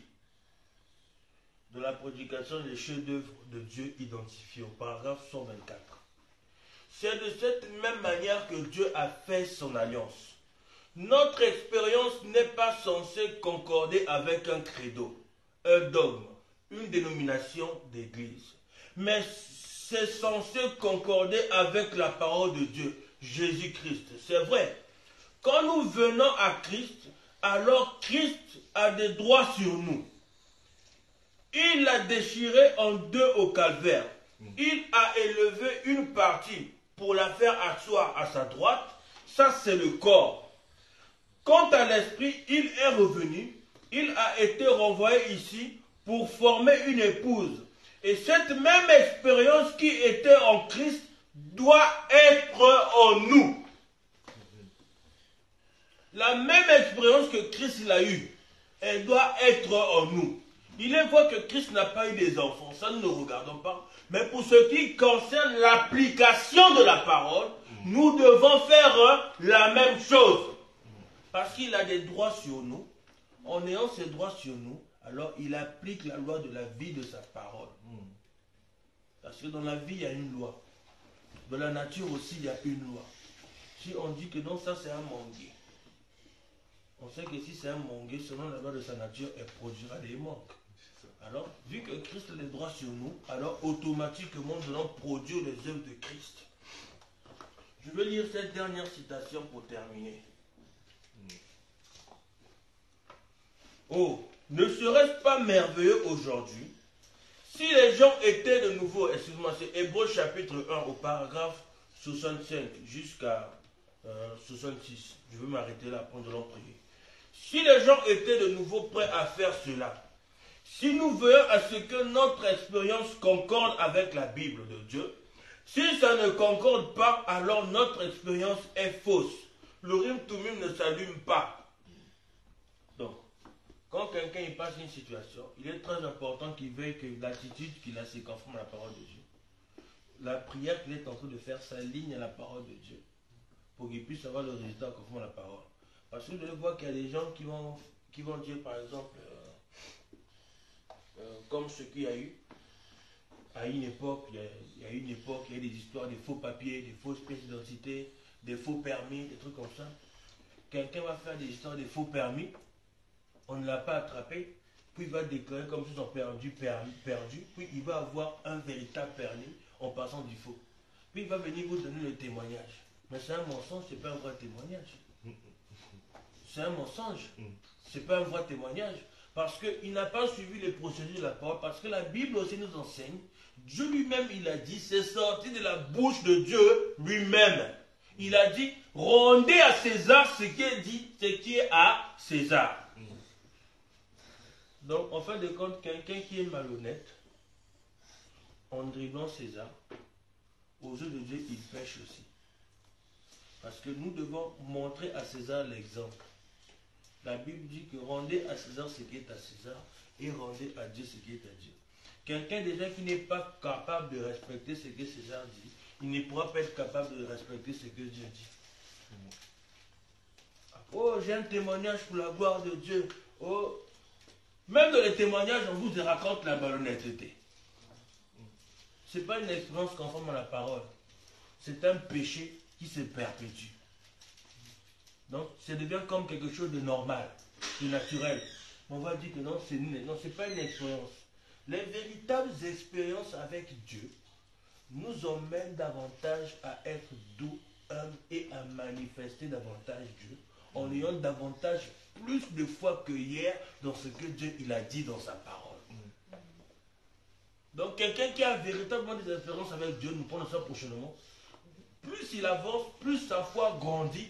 Ça fait qu'il y a des choses qu'il sait que Dieu va faire, qu'il trouve ça insignifiant. Dieu continue à lire.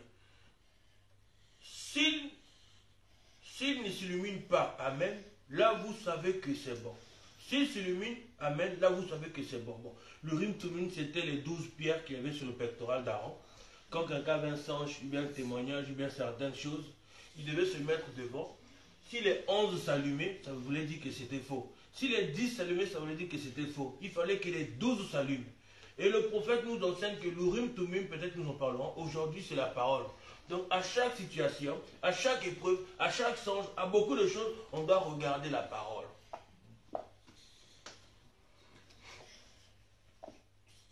Mais sinon, peu importe que ça semble bon, que ça paraisse tout à fait juste, si ces lumières ne brillent pas sur l'Urim Tumim, c'est faux.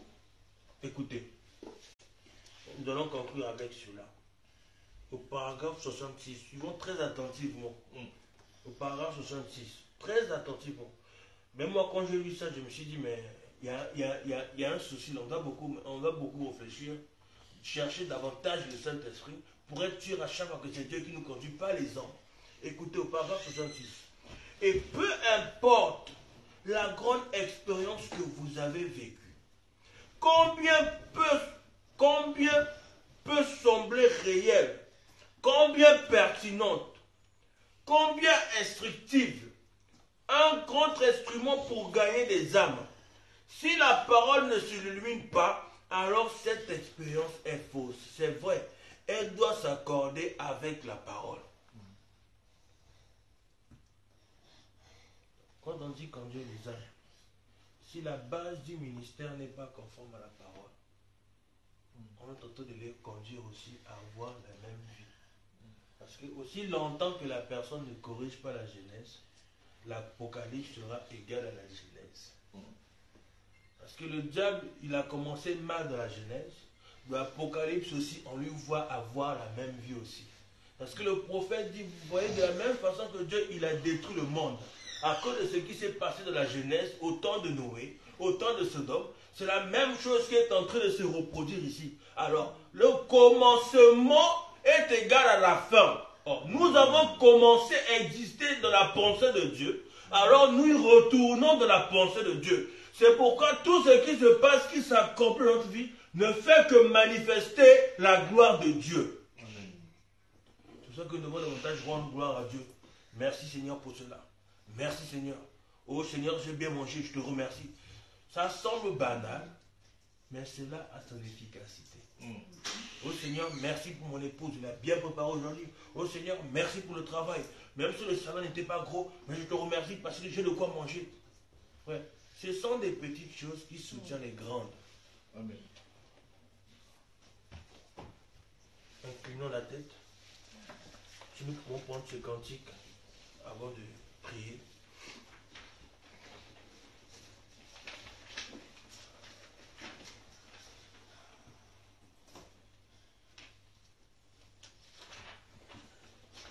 Laisse-moi marcher, Seigneur, par où tu es passé. Chemin conduisant vers le ciel, partout donnant la joie aux gens abandonnés. Remplis-moi chaque jour d'amour, oui, remplis-moi. Remplis-moi chaque jour d'amour. Comme je marche avec la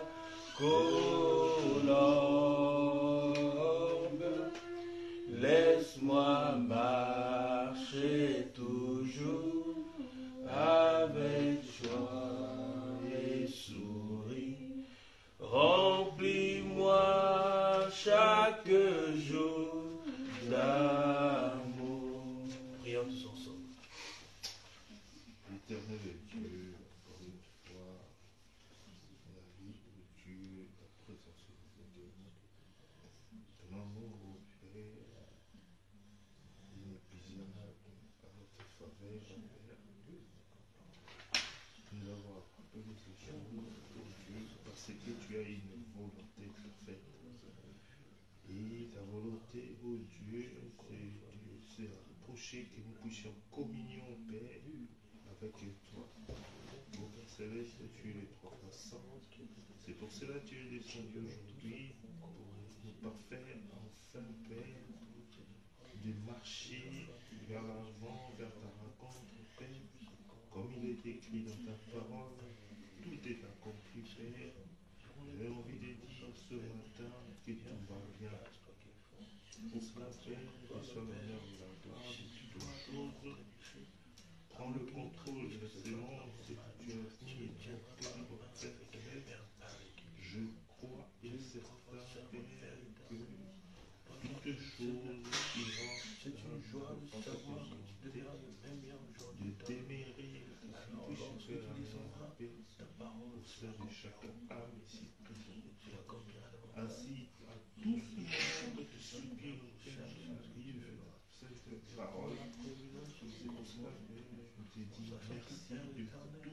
chose. Parce qu'à chaque détail de la chose, on voit ta présence, ta manifestation, Père. Et pour ça, nous te disons merci. Merci pour avoir permis ces choses à toi. Je te dis Amen. Dieu Tout-Puissant, notre Père, qui a créé les cieux et la terre, tu as créé les anges, Seigneur. Tu as créé les animaux sur la terre. Mais lorsque tu as commencé à créer l'homme, tu as dit créons l'homme à notre image. Seigneur, cela a tout simplement suffi pour nous faire comprendre que nous sommes l'image de ta gloire, de ta personne. Et en étant conscient que dans ta pensée, il n'y a que les choses qui sont justes, Père, nous savons aussi qu'en nous, il y a des choses qui sont justes parce que nous sommes le reflet de ton image. Père éternel, après ce petit message que tu nous as parlé, tu nous as accordé ce petit moment, c'est une grâce, c'est un privilège. Nous te bénissons, nous te louons. Que ces paroles puissent devenir vie en nous, que nous ne puissions pas être seulement des religieux, en ayant la connaissance, mais que tout ce que nous écoutons de toi, que nous puissions l'accomplir en actes et en paroles. Car nous savons que le messager et son message, ils sont un. Et chaque personne est égale à sa parole. Et toi, tu es égal à ta parole. C'est pourquoi, Seigneur, à chaque fois que tu prononces ta parole, tu l'accomplis. Parce que ni toi, tu es au-dessus de ta parole pour la changer, pour une personne, pour faire plaisir à qui que ce soit, mais tu es égal à ta parole. Alors que lorsque tu la prononces, tu as le devoir de l'accomplir. Tu as dit, par ces maîtres ici, nous avons été guéris. Seigneur, laisse que ta parole puisse encore s'accomplir. Tu as dit que tu nous donneras le pain quotidien de ce jour. Que cette parole s'accomplit. Que chaque promesse que tu as pourvue pour nous en ce temps de la fin puisse s'accomplir. Seigneur Dieu Tout-Puissant, nous voulons encore une fois nous remettre entre tes saintes mains. Que tu puisses prendre la prééminence de tout notre être. En croyant que toi tu ne faillis jamais. Tu ne connais jamais d'échec. Nous pouvons trébucher. Mais nous savons que parce que ta main humiliable nous tient, alors Seigneur, nous ne perdrons jamais l'équilibre jusqu'à tomber, mais nous tiendrons debout, parce que toi tu as tenu debout devant toutes les situations que l'ennemi t'a mis devant. Merci pour tout. Viens oindre encore chacun de nous particulièrement. Et aussi bénis les dîmes et les offrandes qui seront recomptées. Nous livrons tout entre tes saintes mains. Seigneur, on voit que la marque de la bête qui est en train de s'établir, en train de s'installer subtilement. Mais tu nous as fait grâce d'ouvrir les yeux, de savoir que peut-être il arrivera certainement un temps où est-ce que nous n'allons pas pouvoir nous réunir physiquement, mais spirituellement nous allons toujours être unis par les liens d'amour, par le Saint-Esprit que tu as répandu dans nos cœurs. Béni sois-tu. Viens encore une fois prendre la prééminence et la semaine des cours de nos frères et sœurs qui vont suivre, les jours qui vont suivre. Laisse que tu puisses leur ouvrir l'intelligence, leur donner la sagesse, leur oindre particulièrement, parce que nous sommes la tête et non la queue, afin que Seigneur Jésus-Christ, qui puisse voir que toi qui as créé toutes choses, ayant donné l'intelligence aux gens de ce monde, tu as pourvu aussi une intelligence aussi à tes enfants, afin que le monde puisse voir ta gloire. Béni sois-tu, exauce notre prière, nous croyons que tu nous as exaucés. Aussi, rajoute dans notre prière tout ce dont nous n'avons pas su exprimer. Nos frères et sœurs qui ont perdu la foi, que tu puisses les restaurer. Ceux qui sont devenus faibles d'une façon comme d'une autre, par des diverses situations. Seigneur, nous réclamons leur délivrance dans le nom de Jésus-Christ. Exauce notre prière, Seigneur. Aussi, envoie des aides, afin que, Seigneur, nous puissions la charge puisse être moins lourde, et que les âmes qui ne t'ont pas encore reçu puissent se recevoir dans leur cœur. Nous rendons tout simplement toutes ces prières entre tes saintes mains, en croyant que tu as tout accompli. Dans le nom de Jésus-Christ. Amen. Amen.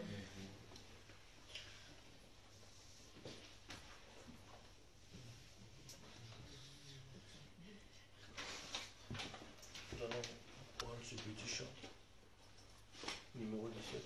Toi ma portion éternelle, plus qu'un ami ou la vie, pendant mon pèlerinage, laisse-moi marcher avec toi, près, oui. Près de toi, près de toi,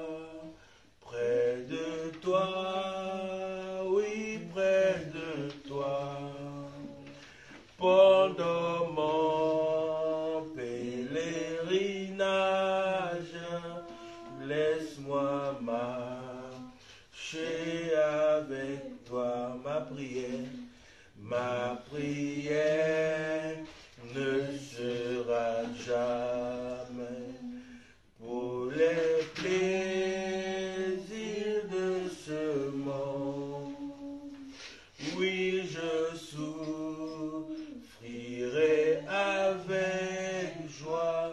Laisse-moi marcher avec toi, près de toi, près de toi, près de toi, près de toi, oui, près de toi. Oui, je souffrirai avec joie. Laisse-moi marcher avec toi. Conduis-moi à travers les eaux de la mer ou de la vie. Puis-je alors entrer dans la gloire avec toi, ô mon Seigneur, près de toi, près de toi, près de toi, près de toi, oui, près de toi. Puis-je alors entrer dans la gloire avec toi, ô mon Seigneur. Seigneur Jésus-Christ, ce fut une grâce, un gros privilège de savoir que tu étais avec nous, tu nous as parlé et que ces paroles sont devenues vie. Car ta parole ne peut pas retourner à toi sans qu'elle ait accompli le but pour lequel il a été envoyé. Mais nous savons, Seigneur, lorsque tu envoies ta parole à tes enfants, c'est afin qu'elle puisse produire la délivrance pour eux et le jugement pour le péché et le jugement pour tout ce qui les empêche d'avancer. Seigneur, merci pour ta délivrance. Merci pour le Saint-Esprit. Merci pour tes nombreux bienfaits. Et nous savons que peu importe les pièges de l'ennemi, que le nom que les hommes puissent donner à des maladies ou quoi que cela, nous appelons cela des démons. Et nous les chassons au nom de Jésus-Christ. Seigneur, chaque situation, que tu puisses oindre tes enfants particulièrement, afin qu'ils puissent prendre la prééminence sur cela et prononcer la parole et voir un lever du soleil, une bénédiction, une délivrance. Nous rendons, Seigneur, la suite de chaque chose entre tes saintes mains. On croit que tu nous as saisis encore dans ta présence. Tu nous as liés fortement à toi. Dans le nom de Jésus-Christ. Amen. Que le Seigneur vous bénisse richement. Et nous vous souhaitons une très bonne semaine dans le nom de Jésus-Christ.